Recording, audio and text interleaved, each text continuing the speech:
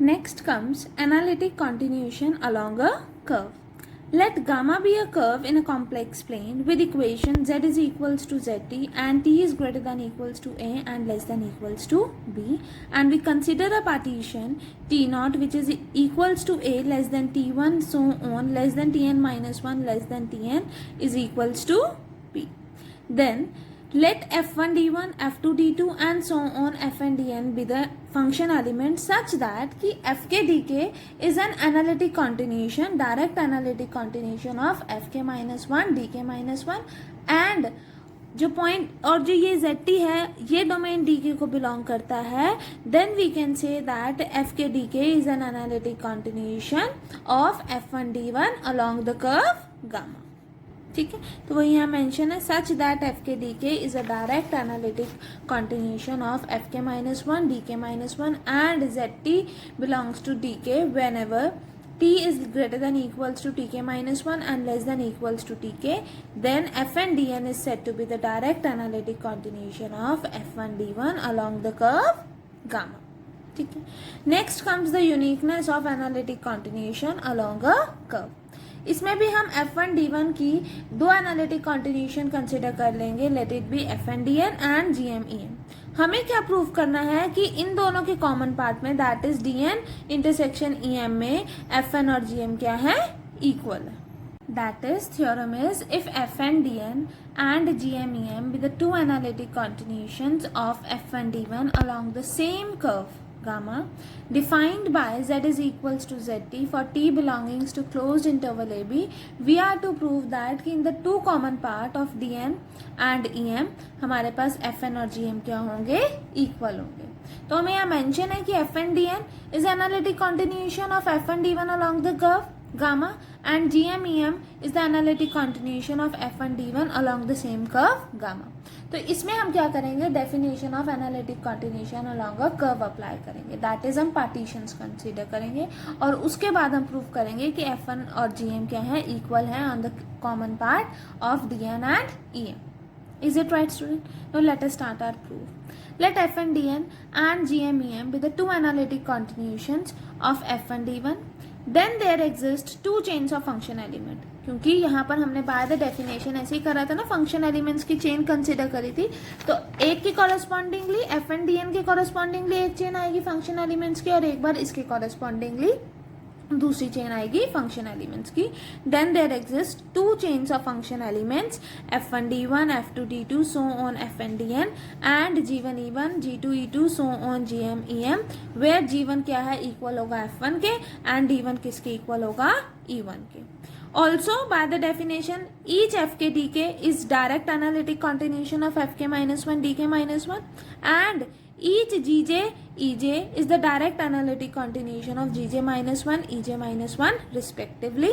तो हम क्या कंसिडर करेंगे, एक पार्टीशन. पार्टीशन कैसी, a to b में है, तो एक के कॉरेस्पॉन्डिंगली हमने t's वाली पार्टीशन ले लिया, सेकंड के कॉरेस्पॉन्डिंगली हमने s वाली पार्टीशन ले ली, that is a is equals to t not less than t1 less than t2 so on less than tn is equals to b and second के correspondingly क्या ले लिया, a is equals to s not less than s1 less than s2 less than so on less than sn is equals to b with the two partitions of closed interval ab such that definition में क्या था, zt belongs to dk. तो यहाँ पर क्या आ जाएगा, zt belongs to dk जब हमारे पास t इस पार्टीशन में होगा और zt बिलोंग करेगा ej को जब हमारे पास t इस पार्टीशन में होगा. दैट इज zt बिलोंग कर रहा है dk को whenever t is greater than equals to tk minus one less than equals to tk.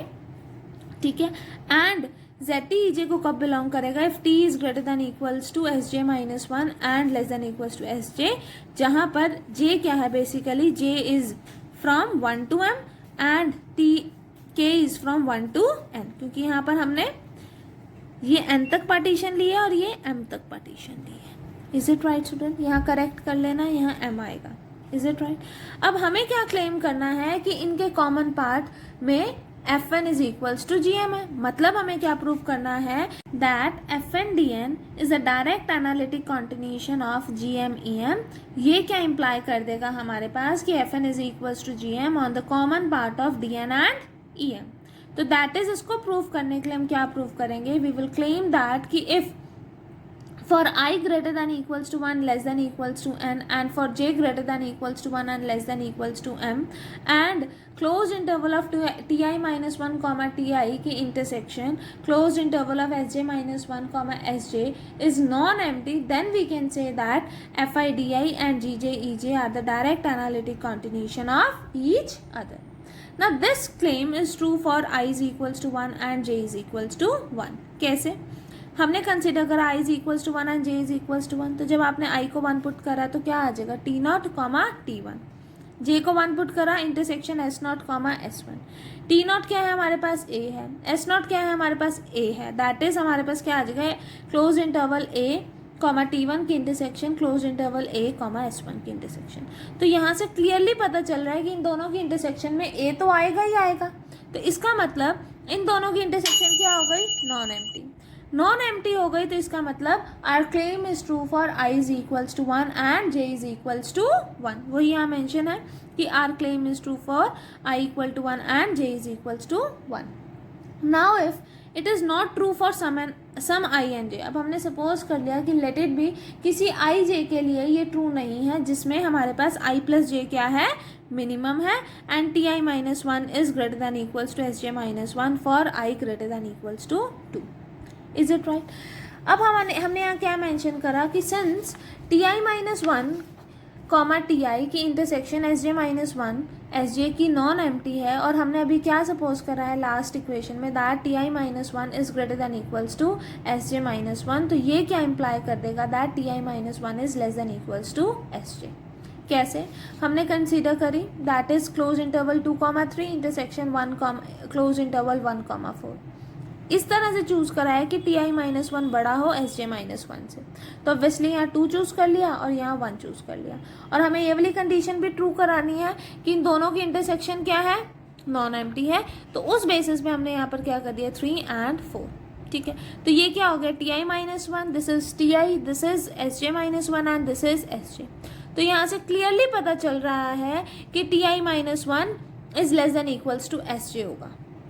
ठीक है, अगर आप यहाँ पर 3 भी कर देते हैं तब भी हमारे पास T I minus 1 is less than equals to S J होगा. Is it right? तो यहाँ पर वही डायरेक्ट लिखा हुआ है कि since close interval T I minus 1 comma T I की intersection close interval S J minus 1 comma S J के साथ नॉन एम्प्टी है, और हमने ये भी मेंशन करा है कि T I minus 1 is greater than equals to S J minus 1. तो ये क्या इम्प्लाई कर रहा है कि टी आई माइनस 1 ऑब्वियसली छोटा होगा एस जे से. अगर आप यहाँ 4 ले लेते हो तब भी, 3 ले लेते हो तब भी, क्योंकि हमें कंडीशन प्रूव करानी है कि ये तो नॉन एम्प्टी है. नॉन एम्प्टी के लिए यहाँ 3 आएगा या 4 आएगा. Is it right? या 2 भी आ सकता है. ठीक है, तो 2 में इक्वालिटी वाले सिंबल से ट्रू हो जाएगा, 3 में ग्रेटर वाले से हो जाएगा. ठीक है, 4 में भी ग्रेटर वाले से हो जाएगा. तो अगर आप यहाँ 2 भी लेते हैं, 3 भी लेते हैं, 4 भी लेते हैं, तीनों केसेस में वो क्या हो जाएगा नॉन एम्प्टी हो जाएगा. अगर यहाँ 2 लोगे तो इक्वालिटी होल्ड कर जाएगी, तो भी ये कंडीशन ट्रू होगी. ठीक है, अगर यहाँ 3 लेते हो तो ये लेस देन वाली कंडीशन होल्ड हो जाएगी कि that T I minus 1 is less than of S J. 4 लेते हो तब भी that T I minus 1 is less than of S J. तो कंबाइन करोगे तो क्या आ जाएगा कि we can say that T I minus 1 is less than equals to S J. और यहाँ पर क्या है हमारे पास कि S J minus 1 is less than equals to T I minus 1. तो दोनों को कंबाइन करोगे तो आपके पास क्या आ जाएगा that S J minus 1 is less than equals to T I minus 1 which is less than equals to S J. तो ये किस पार्टीशन में बिलोंग कर गया ई जे वाली पार्टीशन में. तो we can say that Z T I minus 1 is belongs to E J. But हमें भी पता है कि जेड टी आई माइनस 1 किसको बिलोंग कर रहा है D I minus 1 intersection D I को. तो इसका मतलब ई जे की इंटरसेक्शन इसके साथ क्या हो गई नॉन एम्प्टी, क्योंकि इन दोनों के कॉमन पार्ट में क्या आ गया जेड टी आई माइनस 1. ठीक है ना, तो हम यहाँ लिख सकते हैं दैट ई जे की intersection D I minus 1 intersection D I के साथ क्या हो गई नॉन एम्प्टी हो गई, विच इम्प्लाइज दैट ई जे की इंटरसेक्शन डी आई के साथ क्या हो गई नॉन एम्प्टी. तो यहाँ से क्या इम्प्लाई हुआ हमारे पास कि F I D I is a direct analytic continuation of G J E J. ठीक है, तो which is a contradiction to our choice, क्योंकि हमने यहाँ पर क्या चूज करा था कि our claim is not true, किसी एक के लिए ट्रू नहीं है. तो वो क्या कह रहा था कि F I D I and G J E J are not direct analytic continuation of each other.